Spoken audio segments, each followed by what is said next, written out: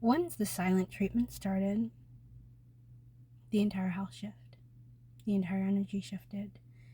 And this is where the grooming truly began.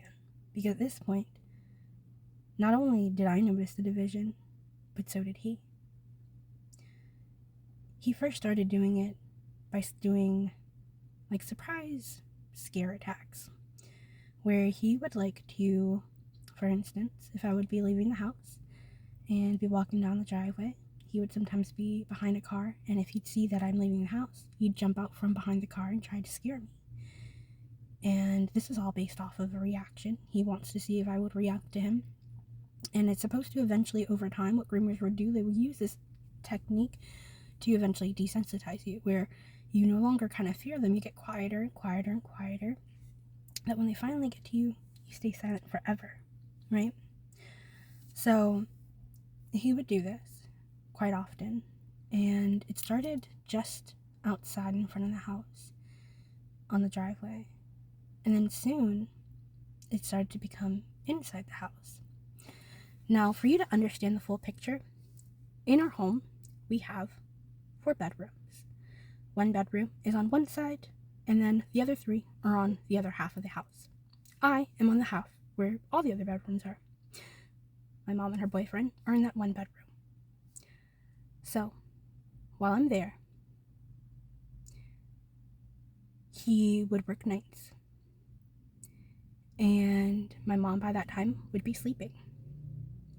Me being the night owl that I am, I'd be up at night. I'd shower whenever, usually because I don't like to disturb anyone or be too loud. I would shower at night. So I would shower. And there was multiple times that I would get out the shower and I'd start to hear footsteps. And I knew that it was only his footsteps. And I'd be standing right in front of the door, about to leave. And I hear God say, "Wait, don't move, stay right there." I would hear him walk all the way to the bathroom door and stand there. There'd be times that God would say, "Turn on the shower, keep it running." And I would, to make it believe I was taking a longer shower. So yeah, I waste a little water, but at least I was still safe. I would then wait until I would hear his footsteps, turn back around, and leave. There'd be times that unfortunately he had already beat me to the punch, and he's already out there, standing outside the bathroom door. And as soon as I would walk out, I'd be met with him. For those who do not know me, I am 4'9". This man has a football-built size. Coming outside of a shower, in my towel, locking eyes with that was terrifying. And when I noticed it would happen more frequently, I'd get more scared. There'd be times that I would wait until daytime, until breaks from work to shower, because I'd be like, okay, my mom's on this side of the house, I'd be fine. And there would be times that if my mom was on that side of the house, or if he heard her coming on that side of the house, and he tried to wait outside the shower like he did, if I opened the door and I saw him and he heard my mom coming, he would immediately look at me, say, "Oh, I'm sorry," turn around, and immediately walk as fast as he could back to his room. The other thing is, since my mom doesn't respect my boundaries or my privacy, I disclosed with my mom, "Hey, I get these boils on my body, and I don't really know what it's from." This is before I realized that I have diabetes. And I looked into it, and you can actually get boils from it if it's not treated properly. And at this point, it was not. So, I didn't know that. I didn't know that's why I was having it. I knew that my weight gain was higher than it was before, and I need to get healthier. So I just chopped it up to that. I chopped it up to being so stressed because I was hella stressed, because I was in fight or flight mode all the time. And I would tell my mom, like, hey mom, so I'm mostly naked in my room all the time. I don't have my clothes on because I can't wear clothes. I overheat really quickly.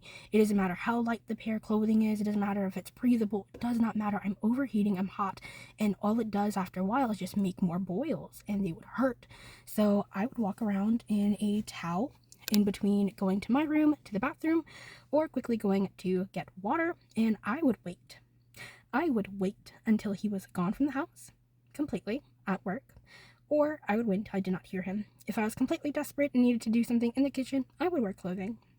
But it sucked.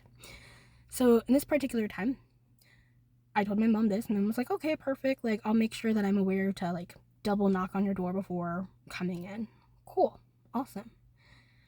However, I did not know that she would disclose this information with her boyfriend, because after this information was disclosed, I noticed and caught him multiple times looking through my window instead of mowing the grass or working on the dog stuff like he said he was. He would look through the window that I'd have open to get some sun, and when I noticed and started noticing, I started shutting up the window to the point that during the times that my mom would close off the AC because she had these weird timings, she'd do that during like the cold seasons. She'd ask me, oh, are you gonna open your window?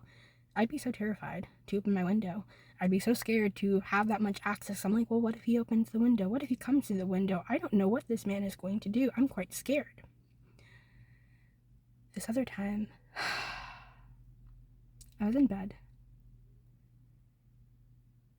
And I couldn't shake this feeling. God kept telling me, lock your door, lock your door, lock your door. Get up and lock your door right now. Get up and lock your door right now. And I'm like, lock my door? Like, I'm in my room. What do you mean, lock my door? And he was like, I need you to lock your door. So I was like, okay, fine. I got up and I locked the door. And as soon as I did and I got back into my bed, it said, keep your eye on the door. You'll see why. I said, okay, sure. My door handle turned. This was the timing he's supposed to be going to work. This is the timing my mother's sleeping. I had a panic attack when that happened. The worst I had. And when he left, finally,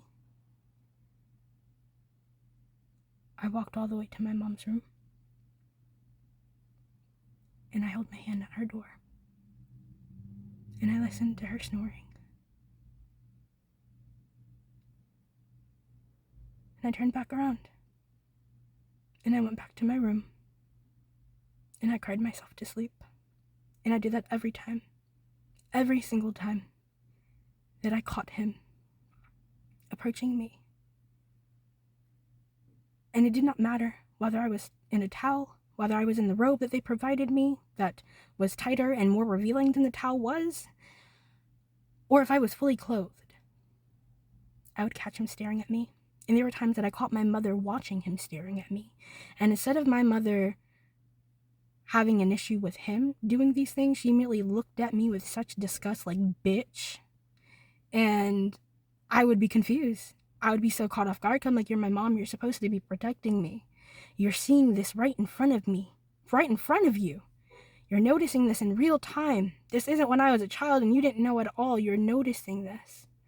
There'd be times that when I would cook, which wasn't often, but when I would, he would compliment my dish, and he would compliment so much that it would start to become like a competition that he would build, a form of jealousy that he was trying to create between me and my mom, and my mom would really participate in that shit. She would get so fucking pissed, and she would tell me, oh, you don't have to cook for the whole household, you're just starting to get into cooking, that's so much stress on you. That's how she tried to chop it up, but I knew it was really because she didn't want me cooking for her man, because she thought I wanted her man, and I'm like, I'm gay. I don't want any men, but definitely not yours. I think I'm good. Thank you. So, yeah. Thankfully, it did not get as far as sexual assault or rape, which I'm very grateful for, because I have been sexually assaulted previously from other people. But it was definitely close, and I'm glad that I listened to God. I'm glad that I listened to my instincts. I am glad that I locked the door, and I'm glad that I trusted myself to keep myself safe. And I believed me. And I took action, because younger me would be like, oh, well, maybe not. Because the thing is, every time I'd come to my mom about things, she would just be like, oh, no, you're overreacting. It's not that serious. No, there's no way you can be that uncomfortable. If those things happen to you, wouldn't you be uncomfortable?